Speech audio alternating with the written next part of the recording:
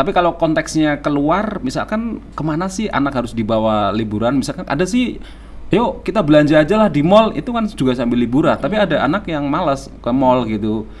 Nah itu harus kemana nih? Kalau misalnya ini keluar rumah ya, yang bagus seperti apa? Apa di alam, tadi di mall keramaian, atau di laut, atau di mana menurut Bunda Arin ini? Iya sebenarnya mau indoor maupun outdoor itu sama-sama ada manfaatnya gitu. Oke. Tapi manfaat yang lebih bagus itu adalah di outdoor, ketika kita mengenalkan anak. Outdoor ya? Iya, mengenalkan anak di alam gitu, atau sekalian wisata edukatif nih di kayak diajak ke pantai atau ke taman safari kayak gitu, sekalian iya pegunungan kayak gitu. Jadi kayak melatih anak untuk ke adrenalin kayak gitu. Jadi kayak diajak ke outdoor, mau indoor juga ada manfaatnya sebenarnya. Gitu.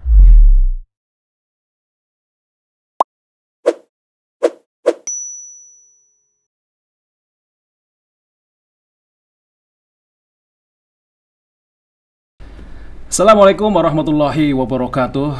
Selamat berjumpa lagi dengan saya Imam Subhan.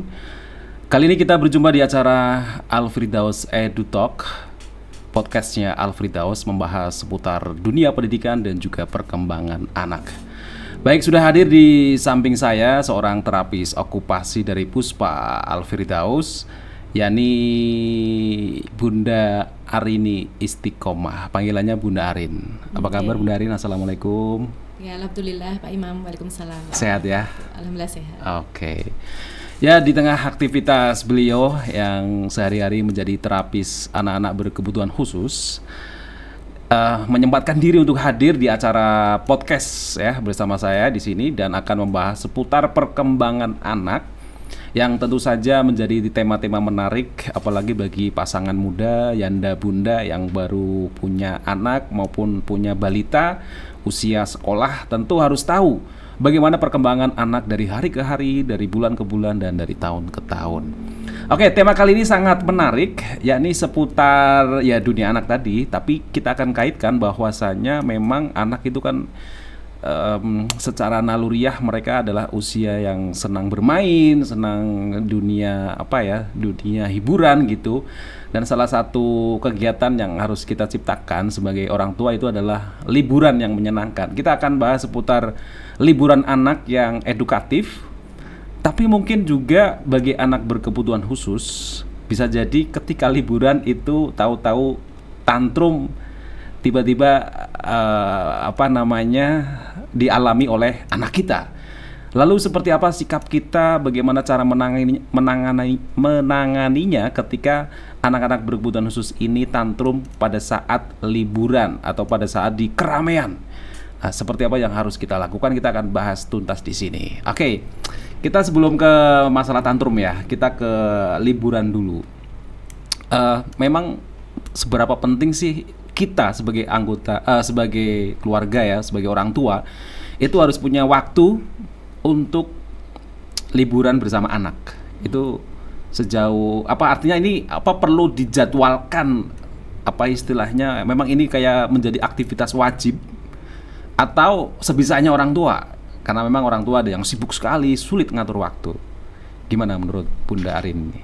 Ya kalau dikaitkan dengan jadwal ya, itu biasanya kan anak-anak ada yang aktivitasnya sekolah gitu, ada waktu berlibur gitu kan 6 bulan sekali gitu. Jadi momen-momen itu tuh sebenarnya bisa digunakan bersama keluarga untuk berlibur kayak gitu. Jadi orang tua juga harus menyempatkan waktu ketika setiap harinya sibuk bekerja kayak gitu, ketika ada waktu luang anak-anaknya juga pas libur sekolah kayak gitu, jadi dimanfaatkan gitu. Jadi biasanya kalau dikaitkan dengan waktu atau enggak diwajibkan atau dijadwalkan, yaitu kita mengambil momen yang pas gitu. Artinya memang harus ada disempatkan harus untuk liburan ya bersama anak. Kalau dari sisi ini berapa sih mungkin dalam satu pekan atau satu bulan harus berapa kalinya gitu, ada nggak dari sisi mungkin anjuran secara medis ya atau psikologis lah, ada nggak, apa bebas saja ada waktu yuk liburan gitu? Kembali lagi ke keluarga masing-masing ya. Ada yang dijadwalkan seminggu sekali kita berlibur hanya kecil-kecilan kayak gitu. Dan juga liburan sendiri kan nggak harus jauh gitu, nggak harus naik kendaraan lama, nggak harus pergi keluar kota kayak gitu. Di rumah pun juga bisa menciptakan liburan, memanfaatkan waktu luang bersama anak-anak itu. Tidak harus keluar ya. Iya, itu kembali lagi ke orang tua gitu masing-masing. Yang penting tadi ada waktu yang khusus spesial buat anak bersama-sama betul-betul ya. Oke, untuk bermain, walaupun liburan itu bisa tadi diciptakan yang sederhana di rumah atau tapi kalau konteksnya keluar, misalkan kemana sih anak harus dibawa liburan? Misalkan ada sih, yuk kita belanja aja lah di mall, itu kan juga sambil liburan. Tapi ada anak yang malas ke mall gitu. Nah itu harus kemana nih? Kalau misalnya ini keluar rumah ya, yang bagus seperti apa? Apa di alam, tadi di mall keramaian, atau di laut, atau di mana menurut Bunda Arin ini? Iya sebenarnya mau indoor maupun outdoor itu sama-sama ada manfaatnya itu. Tapi manfaat yang lebih bagus itu adalah di outdoor, ketika kita mengenalkan anak. Outdoor ya? Iya, mengenalkan anak di alam gitu, atau sekalian wisata edukatif nih di kayak diajak ke pantai atau ke taman safari kayak gitu, sekalian pegunungan kayak gitu. Jadi kayak melatih anak untuk ke adrenalin kayak gitu. Jadi kayak diajak ke outdoor, mau indoor juga ada manfaatnya sebenarnya. Ada manfaatnya sebenarnya gitu. Tergantung lagi anaknya ini lebih berminat di mana gitu. Biasanya anak-anak kan suka hal-hal yang apa ya, yang indah, hijau, kadang juga suka binatang-binatang gitu ya. Itu bikin penasaran ya, kadang anak ini suka gitu ya. Dan ini kayaknya pernah dilakukan oleh Bunda Arin ya. Mengajak anak-anak ke mana? Kalau dulu namanya Juruk Zoo ya. Kalau sekarang udah ganti nama. Iya, sekarang Solo Safari ya. Dulu masih Taman Satwa Tarun Juruk. Itu jadi salah satu kebun binatang yang jadi kebanggaan warga Solo ya. Coba kita lihat aktivitas waktu liburan bersama anak-anak. Ini anak-anak spesial semua ya? Iya, anak spesial. Iya, bersama Bunda Arin dan teman-teman dari Puspa Al-Firdaus. Kita lihat videonya. Ya, Juruk Solo Zoo dulu ya.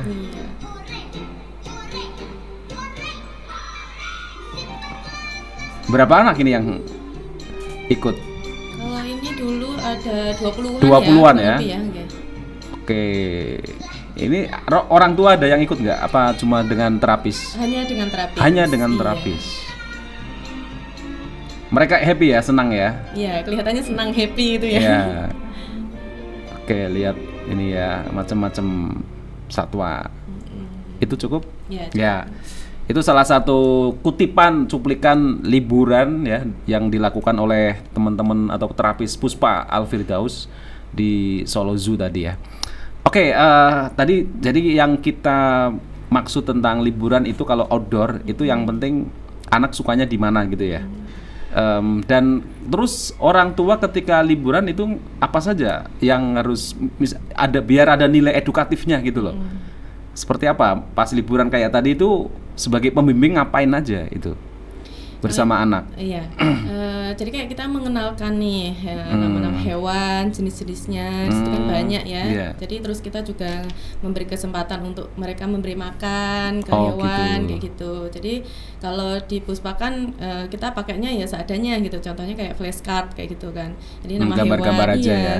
Gambar aja. Terus kita kayak memberi suara kayak gitu. Ini suara hewan ini seperti ini gitu. Setelah kita dibawa secara langsung, oh ternyata jenis hewan burung nih ternyata banyak ya, nggak cuma satu gitu. Ternyata warnanya juga beda-beda seperti itu. Terus ada suara-suara kayak gitu. Jadi mereka juga secara langsung melihat dan mendengar hewan-hewan seperti itu gitu. Jadi orang tua juga bisa mengambil contoh seperti itu ya. Iya.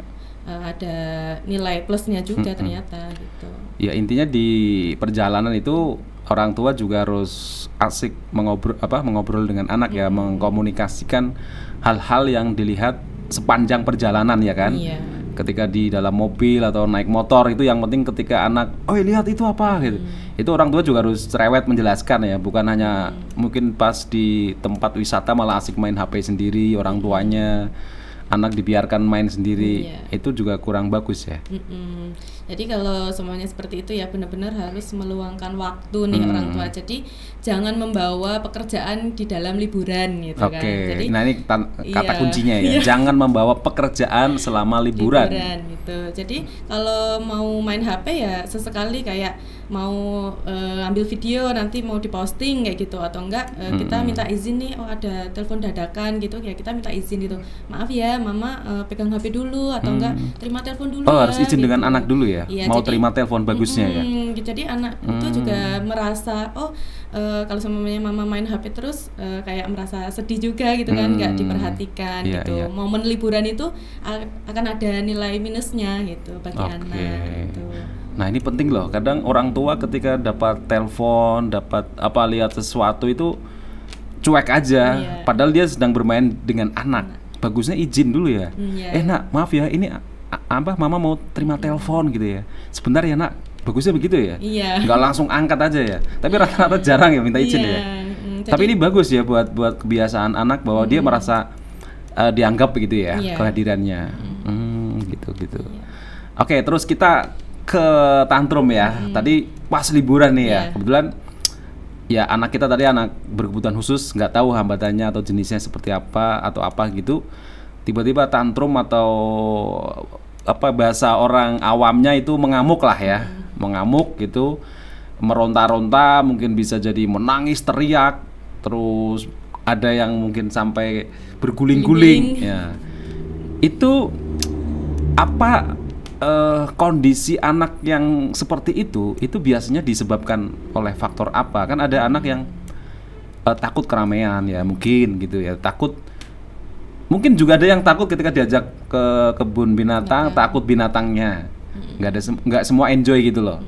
Nah, mungkin sebelum ke bagaimana ngatasinya, apa sih atau anak yang seperti apa yang bisa tantrum ketika diajak liburan? Sebenarnya itu tantangan bagi orang tua yang punya anak spesial gitu ya. Ketika udah mempersiapkan semuanya gitu, kadang lupa juga untuk mempersiapkan kondisi tertentu yang tidak bisa diduga gitu kan. Contohnya kayak tantrum gitu. Kalau disebabkan karena apa ya, bisa jadi anak ABK karena tantrum nggak tahu tempat gitu. Mau itu pas liburan, mau itu pas diajak belanja kayak gitu, nggak tahu gitu kan.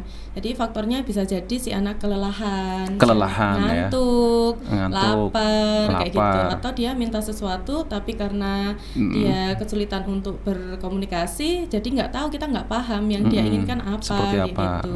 Jadi dialihkan ke tantrum gitu. Seperti itu. Terus kalau dari sisi ini, siapa saja atau anak yang seperti apa yang memang rentan untuk tantrum? Biasanya umum sekali ya anak-anak yang kondisinya itu biasanya autis ya. Kayak gitu. Biasanya kan itu sering tantrum ya? Iya, sangat sering banget anak kondisi autis kayak gitu. Terus apalagi mungkin hanya autiskah atau bisa hiperaktif, bahkan anak-anak yang nggak ABK pun juga bisa tantrum kayak gitu. Jadi tantrum ini nggak dikaitkan dengan anak ABK saja gitu. Bisa anak yang normal pun itu dalam kondisi tadi yang mungkin faktornya banyak, lingkungan banyak itu tadi bisa tantrum ya. Tantrum itu pengertiannya ya mengamuk atau apa sih istilahnya? Jadi, kondisi yang tidak di luar kebiasaan anak gitu ya. Iya. Jadi kalau bahasa umumnya ya dia mengamuk gitu ya, nangis kayak gitu, teriak-teriak kayak gitu kan. Jadi ketika dia minta sesuatu terus tidak dipenuhi kayak gitu kan, dia mencoba untuk bagaimana ya caranya biar saya dikasih kayak gitu. Jadi kayak mengamuk, nangis, teriak. Tadi faktornya banyak ya. Salah satunya mungkin bisa lelah, lapar, ada keinginan yang nggak dituruti mungkin ya. Oke, sekarang kalau sudah kejadian ya, bagaimana cara mengatasinya? Kan ada orang tua yang mungkin karena mungkin malu ya sama sekelilingnya gitu ya, dilihat oleh orang banyak, terus tahu-tahu anaknya ngamuk begitu, terus ada yang memperlakukan, mohon maaf sedikit kasar ke anak gitu ya, mungkin membentak lah, mungkin apalah pakai fisik lah gitu, atau juga ada yang cuek bahkan dibiarkan gitu.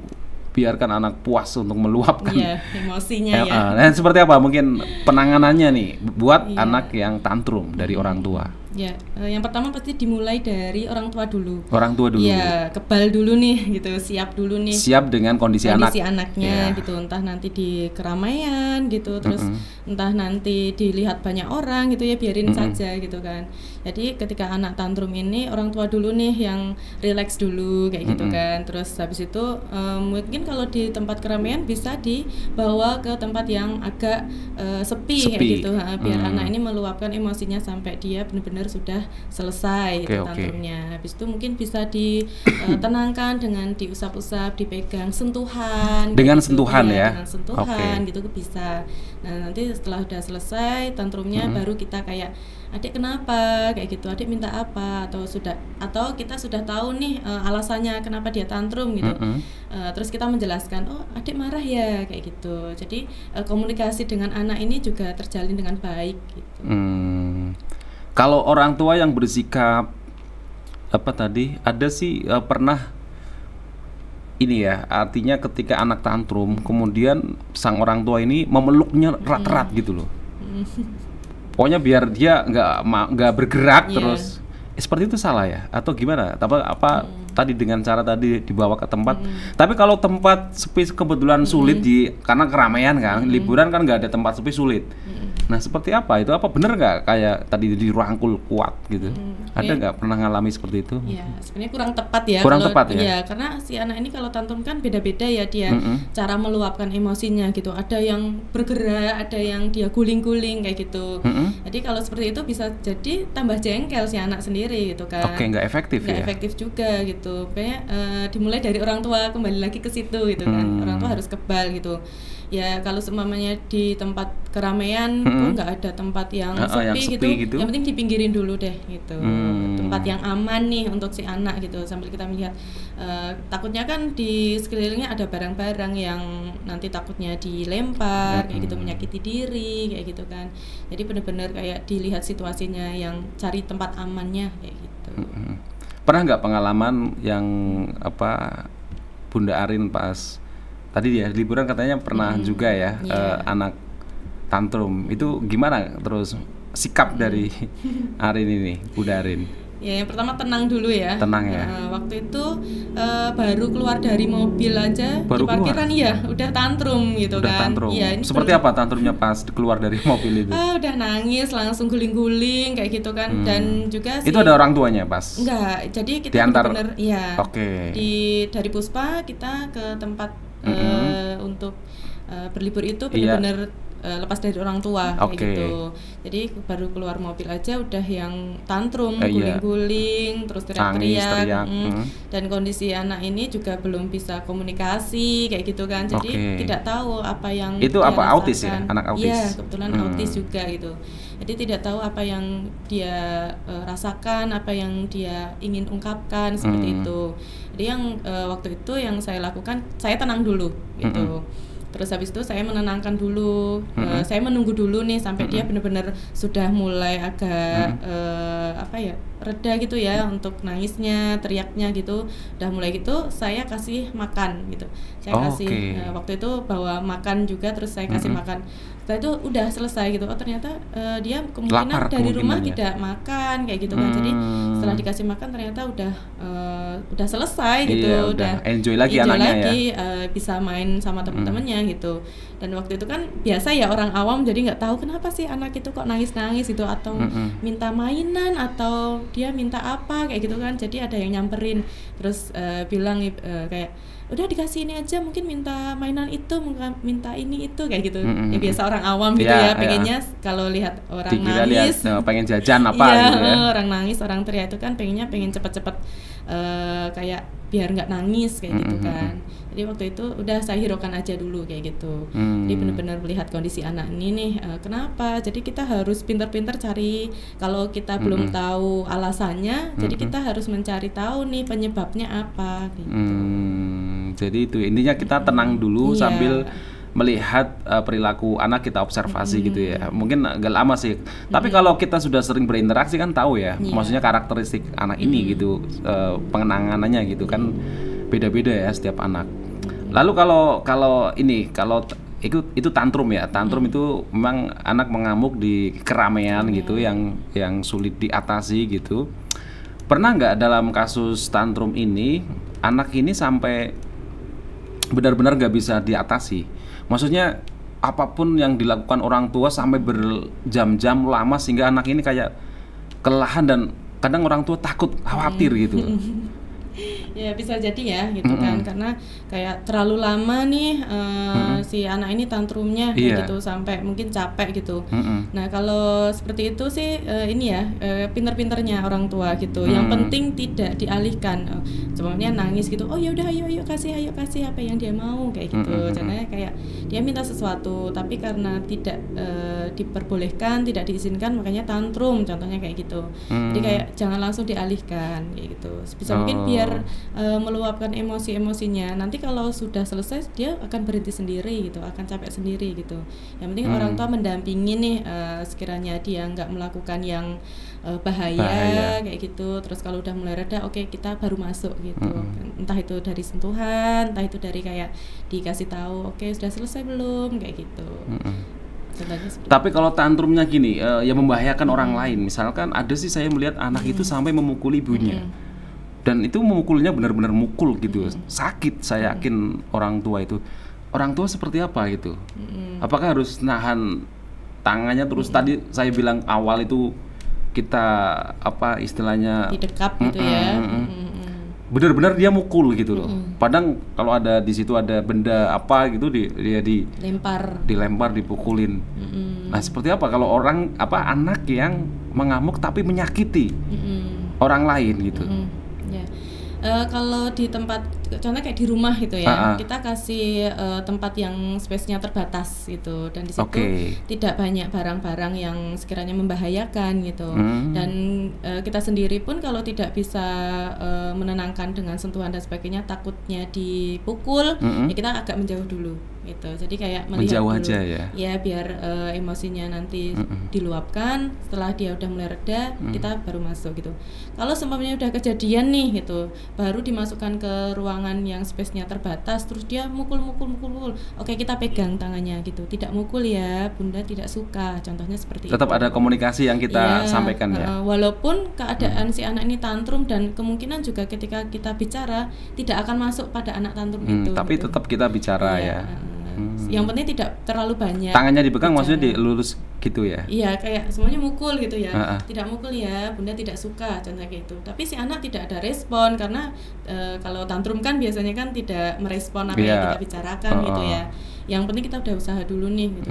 Kalau semuanya dia udah kejadian di tempat yang banyak barang-barang yang sekiranya membahayakan, melempar-lempar kayak gitu, oke, kita bisa pegang sebenarnya gitu. Yang penting dari ini sih orang tua nggak yang takutnya kan anak-anak kan biasanya kuat gitu ya. Kalau berarti tidak membahayakan ya orang tua maupun anak kan. Ya gitu. Jadi orang tua ya itu tadi sih tidak mendekap dalam hal sampai erat gitu enggak gitu kan. Jadi biar si anak ini tidak membahayakan orang lain ataupun diri sendiri gitu. Oke. Kalau anak tantrum ini autis itu ya, bisa apakah ada batas usia sih ataukah anak autis sampai kapanpun dia akan bisa tantrum? Bisa jadi gitu bisa kan. Jadi, ya? Ya, karena faktor dari yang saya jelaskan tadi itu ada beberapa faktor yang lain. Contohnya kayak dari nutrisi yang di asupan makanan yang diberikan gitu. Itu juga ternyata juga bisa menyebabkan anak tantrum gitu. Kalau anak autis kan emang nggak cuma anak autis ya, anak ABK diet juga ya, masalah menu makanan ya. Iya, itu juga ternyata penyebab tantrum itu dari situ. Pengaruhnya besar ya dari pola makan ya. Oke, kemudian ada sih orang yang bilang tantrum itu bahasa di masyarakat gitu ya. Wah, itu anak itu kayak hiperaktif sekali sih. Nggak bisa diam gitu ya. Ada anak masyarakat kadang latah begitu. Oh, anak kamu itu hiperaktif gitu dan lain-lain itu. Mungkin biar untuk edukasi nih masyarakat. Seperti apa sih sebenarnya yang disebut anak hiperaktif? Anak yang suka tantrum, mungkin biar bisa membedakan ya. Ya biasanya orang awam gitu ya, jadi mungkin agak merasa aneh dan tidak umum gitu kan, melihat anak orang lain kok dia nggak bisa diem gitu. Betul. Dia kok kalau meminta sesuatu atau nggak terpenuhi apa yang diinginkan nangis gitu, teriak-teriak kayak gitu. Padahal kan bicara pelan aja bisa gitu kan. Jadi yang pertama itu ini ya, kalau hiperaktif itu ada yang dikaitkan dengan ABK, ada yang cuman ya sekedar anak itu aktif kayak gitu. Kalau hiperaktif sendiri kan pasti dilihat dari atensinya gitu. Jadi dia tidak tahu, dia tidak paham mana yang bahaya, mana yang nggak bahaya kayak gitu. Atensinya. Iya, atensinya. Terus dia juga kontak matanya kurang kayak gitu. Terus habis itu kayak disuruh duduk sebentar aja dia tidak bertahan lama kayak gitu. Beda dengan anak-anak yang hiperaktif biasa ya dikaitkan. Kalau dipanggil aja dia langsung noleh, contohnya kayak gitu. Itu beda dengan anak yang ABK hiperaktif gitu. Kalau anak-anak yang mudah tantrum kayak gitu, lebih ke perilaku juga gitu kan. Yang mungkin di rumah atau di luar rumah cara perilaku dari orang tuanya itu beda gitu. Contohnya kayak ketika di luar rumah biar nggak ribet nih, ayo apa aja yang dia inginkan kita terpenuhi aja kayak gitu. Tapi kalau ketika di rumah ya udah deh, dia nangis-nangis nggak apa-apa, yang penting nggak lihat orang, nggak dilihat orang kayak gitu kan. Itu juga membuat anak juga bingung gitu. Makanya kadang dibuat momen-momen yang ketika di luar rumah apapun yang anak inginkan kayak nanti juga dikasih, takutnya kan seperti itu gitu. Itu juga bisa membuat anak tantrum kayak gitu. Jadi pembiasaan yang dilakukan oleh orang tua itu juga berpengaruh ya. Artinya orang tua itu butuh konsisten ya antara di rumah maupun di luar ya. Artinya anak biar punya penilaian ini nggak boleh, ini boleh dan lain sebagainya gitu ya. Oke, jadi kita harus tahu ya tentang hiperaktif, anak yang mudah tantrum itu jangan kita istilahnya suka menjudge anak orang itu dengan apa-apa itu hiperaktif, anak-anak yang sulit diatur gitu ya. Nakal gitu. Anak-anak nakal gitu. Padahal ada loh anak yang banyak gerak itu makin cerdas kan. Itu cerdas kinestetik kalau di ilmu kecerdasan. Semakin anak banyak gerak, cerdas, fisiknya kuat, itu dia cerdas di situ. Apalagi anak-anak usia 5 tahun ke bawah kan justru harus makin banyak gerak. Kalau hanya anak diam, nonton HP, nonton TV itu malah bukan cerdas namanya ya, nggak berkembang secara maksimal. Betul ya begitu ya? Ada yang cerdas kinestetik begitu ya. Jadi kalau anak-anak yang hiperaktif tapi dia tidak dikaitkan dengan ABK gitu ya, hiperaktifnya kayak tadi nih, dia hiperaktif ketika lari ke sana ke sini, ketika dipanggil dia noleh, ketika dia disuruh untuk datang dia datang kayak gitu kan. Beda dengan anak ABK yang hiperaktif sama sekali dia atensinya sangat rendah kayak gitu. Jadi berbeda dengan sebenarnya dibandingkan dengan anak-anak yang suka main HP di rumah kayak gitu kan, hanya tiduran aja gitu. Pasti ada perbedaannya karena kan itu juga berkaitan dengan motoriknya gitu, yang bisa untuk perkembangan otak gitu. Tak terasa hampir 20 menit lebih nih kayaknya perobrolan kita. Tapi mungkin kesimpulannya apa ketika kita pas liburan anak tantrum, kuncinya tadi tenang ya. Dulu. Mungkin sebagai closing apa yang perlu ketika anak tantrum, apa yang harus mesti dilakukan oleh orang tua, mungkin boleh diulang lagi sama Bunda Arin nih. Ya, pertama, pesan kepada orang tua. Jangan takut dulu gitu kan. Jangan takut dulu. Jadi relax dulu. Gitu. Jadi udah mengantisipasi juga gitu. Walaupun tantrum nanti tidak kayak tidak akan terjadi atau akan terjadi. Jadi kita udah siap-siap. Kalau anak itu tantrum kita harus ngapain, kalau tidak ya alhamdulillah gitu, kita bisa memberi edukasi ketika berlibur gitu. Tapi kalau anak yang ketika kita berlibur pengennya kan seneng-seneng, happy-happy, udah penat kerja dan sebagainya, ditambah ketika ngajak anak libur ternyata tantrum seperti itu. Ya kita relax dulu kayak gitu, terus kayak menenangkan si anak, terus melihat kondisi di lingkungan juga, terus habis itu kita baru masuk ke anak nih gitu, faktornya apa, penyebabnya apa, kayak kebutuhannya gitu. apa, kebutuhannya apa, seperti itu. Siap. Terima kasih Bunda Arin sudah bergabung di Alfridos Podcast dan semoga bermanfaat obrolan kita. Dan Yanda Bunda, para pemirsa, Kita sudah ngobrol tentang tema yang sangat menarik, yakni seputar liburan, dan ketika liburan kebetulan anak kita tantrum, seperti apa cara mengatasinya, dan bagaimana tadi pendekatan kita kepada anak-anak yang mengalami tantrum saat di keramaian atau saat liburan. Oke, semoga podcast ini bermanfaat buat Bapak Ibu semuanya, para orang tua. Dan sampai ketemu lagi di tema-tema podcast yang lain, tentu yang lebih menarik lagi, membahas seputar perkembangan anak dan dunia pendidikan. Oke, saya Imam pamit undur. Terima kasih dan sampai berjumpa lagi. Wassalamualaikum warahmatullahi wabarakatuh.